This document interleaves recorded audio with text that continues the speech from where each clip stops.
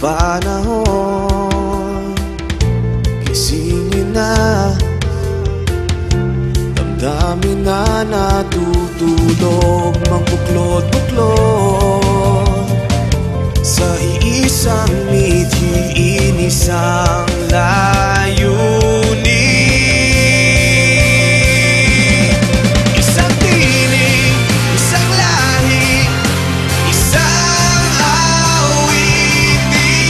Sa lakas ng bandila ng pusong Pilipino.